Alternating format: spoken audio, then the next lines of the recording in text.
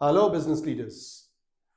हमने पिछले वीडियो में कोरिलेशन करा, इस वीडियो में हम रिग्रेशन करेंगे। पिछले वीडियो में हमने देखा कि कैसे दो वेरिएबल्स आपस में कोरिलेट हो सकते हैं, और ये जो कोरिलेशन है ये स्ट्रॉन्ग कोरिलेशन है, मॉडरेट कोरिलेशन है या वीक कोरिलेशन है। इनफैक्ट जीरो भी हो सकता है। बट अगर दो वेरिएबल्स के बीच में कोरिलेशन है, मतलब देयर एग्जिस्ट अ मॉडरेट और strong correlation, can we predict for future? Yes, we can do it, and we can do it through regression equation. My name is Dr. Dev. Today we will be going with the journey of regression equation.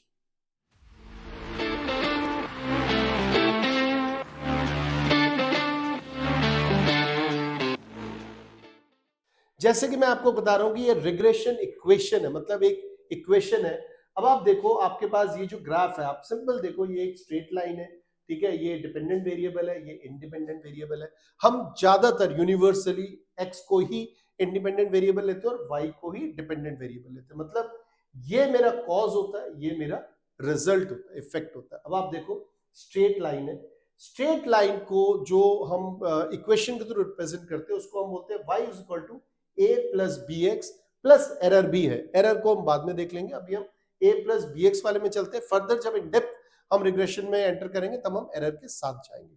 So a plus B x के अंदर क्या होता है, इसके अंदर जो a होता है वो इंटरसेप्ट होता है। अब देखो a यहां पे कनेक्ट हो रहा है, सो a इंटरसेप्ट है और b मेरा स्लोप है, राइट। और स्लोप कैसे देते हैं, delta Y upon delta X. अगर delta Y upon delta X आप थोड़ा सा भूल गए हैं तो आप सिंपल नोट करिए, जो मेरा b which is equal to slope होता है वो होगा y2 minus y1 upon x2 minus x1। इसको मैं आपको करके दिखाता हूं, थोड़ा सा इसी में मैं आपको करके दिखाता हूं। सो लेट्स से मैं दो पॉइंट लेता हूं, मैंने ये एक पॉइंट लिया और मैंने ये एक पॉइंट लिया। सो इस पॉइंट पे x यहां पे आ रहा है, y यहां आ रहा है, इसको मैं y1 ले लेता हूं, इसको मैं x1 ले लेता हूं। सिमिलरली इसको मैं x2 ले लेता हूं और इसको मैं y2 ले लेता हूं। सो इन दिस केस मेरा b क्या होगा, जो कि स्लोप है, slope will be y2 minus y1 upon x2 minus x1। ये y2 है, this is not square, this is not square, तो this is going to be my formula for slope, right. So ये हम लोग कर चुके हैं, हम लोगों ने 10th में करा था, 10th में 9th में ये सब हमने करे थे फॉर्मूले। अब हम इसको देखते हैं कैसे मैथमेटिकली रिग्रेशन इक्वेशंस निकाल सकते हैं। सो रिग्रेशन इक्वेशन की जब मैं बात कर रहा हूं और मेरे पास एक्स और वाई वेरिएबल है, अब देखो थोड़ा सा हम इसको समझने की कोशिश करते हैं।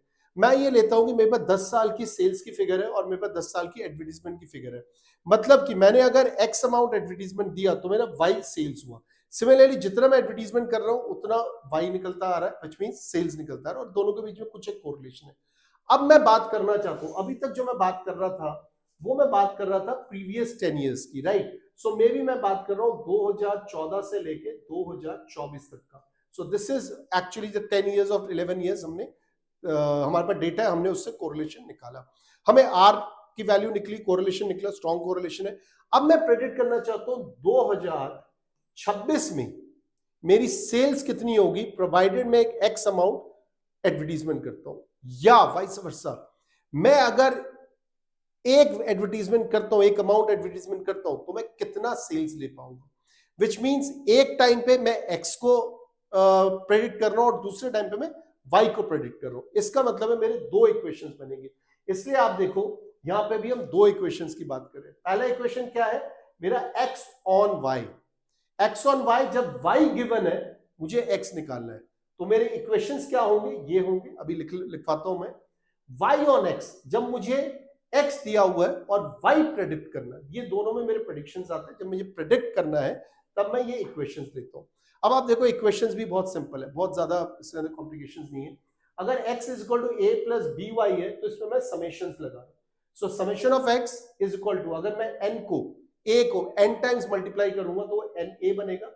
सो summation of x is equal to n a plus b summation of y, right. अब इस वाले टर्म में जो ये इक्वेशन मेरी आई है, इस इक्वेशन में मैं समेशन ऑफ y को मल्टीप्लाई कर रहा हूं। सो मेरा नेक्स्ट जो लीनियर इक्वेशन बन रहा है वो क्या बन रहा है, summation X Y is equal to a summation y plus b summation y square. थोड़ा याद करना पड़ेगा बट ज्यादा मुश्किल नहीं है। इस इक्वेशन से मैं आगे बढ़ूंगा और मुझे सॉल्व करके ए और बी की वैल्यू निकालनी है। ठीक है, सिमिलरली मेरा y ऑन x है, y ऑन x के अंदर मुझे x दिया हुआ है, y निकालना है। अगेन सेम फॉर्मूला, वही चीज है जैसे ये फॉर्मूला था वैसे ये फॉर्मूला है। ठीक है ना, x is equal to a plus B Y था, यहाँ पे y is equal to a plus B X आ गया। अब समेशन कर दिया पूरे इक्वेशन को, summation of y is equal to N A plus B summation of x, और अब मैंने इसमें समेशन x मल्टीप्लाई कर दिया, मतलब जो पहले लेके चल रहे थे उसका दूसरा वाला मल्टीप्लाई करना है। तो सेकंड इक्वेशन मेरी बन रही है summation X Y is equal to A summation X plus B summation X square. अब आप देखो ज्यादा घबराने की जरूरत नहीं, हमें निकालना क्या क्या है। एन तो हमें पता ही होगा, एक्स दिया होगा वाई दिया होगा, दोनों का मुझे समेशन निकाल लेना है, निकल जाएगा। फिर मुझे एक्स और वाई को मल्टीप्लाई करके समेशन ऑफ एक्स और समेशन ऑफ वाई निकालना है। स्क्वायर मैं कर लूंगा, कोई मुझे उसमें टेंशन नहीं है। So let's get into a question. Question के साथ हम देखते हैं कि हमने ये किस तरीके से सॉल्व करा है। थोड़ा सा आपको पीछे लेके जा रहा हूं, आप याद करो 9th में 10th में आप जब पेयर ऑफ लीनियर इक्वेशंस करते थे, तो ये जो सॉल्व होगा ए और बी की जो वैल्यू आएगी, ये पेयर ऑफ लीनियर इक्वेशंस के तरीके से होगा, जिसमें हम सब्स्टिट्यूशन मेथड यूज करते थे, मल्टीप्लिकेशन मेथड यूज करते थे। तो वो वाले मेथड्स आपको थोड़ा सा याद करना पड़ेगा। अब हम क्वेश्चन देखते हैं। ठीक है, क्वेश्चन देखो, ये जो पूरा फॉर्मूला है जो मैंने लीनियर इक्वेशन के तरीके से बताया, उसको हम लीस्ट स्क्वायर मेथड बोलते हैं।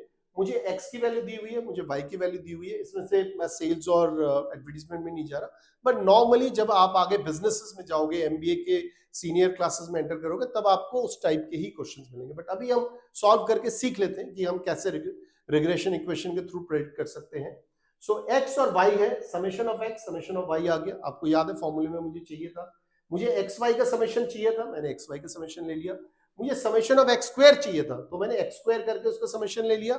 समेशन ऑफ वाई स्क्वायर चाहिए था, मैंने समेशन कर दिया। राइट, सो ये मुझे मिल गया जो मुझे एग्जैक्टली चाहिए था। अब इसको हम फॉर्मूले में डालते हैं, लीनियर इक्वेशन सॉल्व करने की कोशिश करते हैं।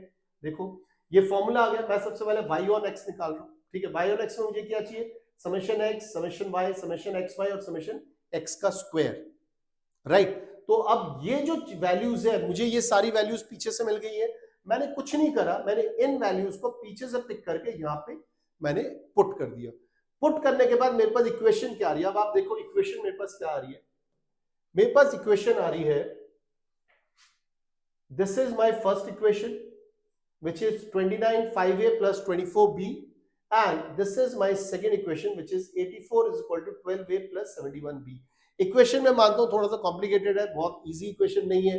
जब ऐसे इक्वेशन आते हैं, बेस्ट है मैं सब्स्टिट्यूशन वैल्यू लगाऊं और उसको लगा के मैं सॉल्व कर दूं। अब आप इसको सॉल्व करो, मैथमेटिक्स है, थोड़ा सा मैथ्स में जाओ, सॉल्व करो, और जैसे आप सॉल्व करोगे आपको ए और बी की वैल्यू निकल आएगी।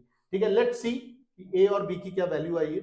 सो ये मैंने सॉल्व करा है, सब्स्टिट्यूशन इक्वेशन है, सॉल्व करने की कोशिश की, थोड़ा सा जम्बल टप है, बट देन आप इजीली कर लोगे। करा क्या, आप देखो, इसको मैंने 12 से मल्टीप्लाई कर दिया, इसको मैंने 5 से मल्टीप्लाई कर दिया। मैं क्या कोशिश कर रहा हूं, ए का जो पार्ट है उसको मैं कैंसिल आउट कर रहा हूं।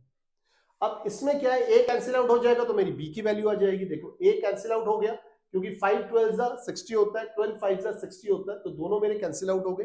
कैंसिल आउट होने के बाद मेरे पास बी की वैल्यू आ गई, ये मेरी बी की वैल्यू आ गई, विच मीन्स मेरे पास फिर जब मैंने सॉल्व करा बी की वैल्यू को, जब मैंने पहले इक्वेशन में डाला, तो फाइनली मेरे पास a 0.66 एंड b 1.07 निकल आता है मेरा। क्लियर, सो मैंने इससे सॉल्व करके a और b की वैल्यू मैंने निकाल दी है। सिमिलरली मुझे नेक्स्ट वाले में भी जाना है। राइट, ठीक है, अब हम नेक्स्ट वाले में जाते हैं। ये मेरा निकल गया था y is equal to 0.66 plus 1.07x। अब आप देखो, मुझे अगर x की वैल्यू देते चले जाएंगे, मैं y की वैल्यू निकालता रहूंगा। मैं फिर रिपीट कर रहा हूं, मुझे अगर x की वैल्यू देते चले जाएंगे, मैं y की वैल्यू निकाल सकता हूं। राइट, अब इसी तरीके से मैंने x ऑन y भी निकाला, अगेन फॉर्मूला वही लगाया, सॉल्व करा, a 49 b 0.74 आ गया। इसी तरीके से अगर इसको मैं फॉर्मूले में लगाऊंगा, अगेन आप a और b को चेंज कर दो। एक चीज ध्यान रखना, थोड़ा सा आपको ये कॉम्प्लिकेट लगेगा, आपको x ऑन y और y ऑन x अलग अलग ही निकालना पड़ेगा। ठीक है, मैं एक बार आपको क्वेश्चन में ले जाकर समझाने की कोशिश करता हूं। वापस मैं क्वेश्चन में जाता हूं। देखो ये क्वेश्चन है, यहां तक ये क्वेश्चन है, यहां तक ये क्वेश्चन है। ठीक है, अब अगर मुझे बोलते हैं फाइंड जब मेरी x की वैल्यू 10 होगी तो y की वैल्यू क्या होगी, ये एक क्वेश्चन होगा। ठीक है ना। फाइंड जब मेरी y की वैल्यू 11 होगी तब मेरी x की वैल्यू क्या होगी। ठीक है, ये दोनों चीजों को फाइंड करने के लिए मैंने निकाले थे वहां पे, वो x ऑन y और y ऑन x निकाला था। a और b की वैल्यू, एक में यहां पे a और b की वैल्यू, और अगला ये अलग a और b की वैल्यू। x ऑन y और y ऑन x के आंसर्स अलग होंगे, राइट। सो एक बार देख लेते हैं फाइनली। सो ये मेरा x ऑन y निकल गया था और उससे पहले मेरा y ऑन x निकला था। अब आप एक काम करो, इसको एग्जैक्टली जैसे मैंने आपको बताया था कि अगर x को मैं 10 लेता हूं तो y क्या होगा, और अगर y को 11 लेता हूं तो x क्या होगा, आप इसको आराम से सॉल्व कर सकते हो।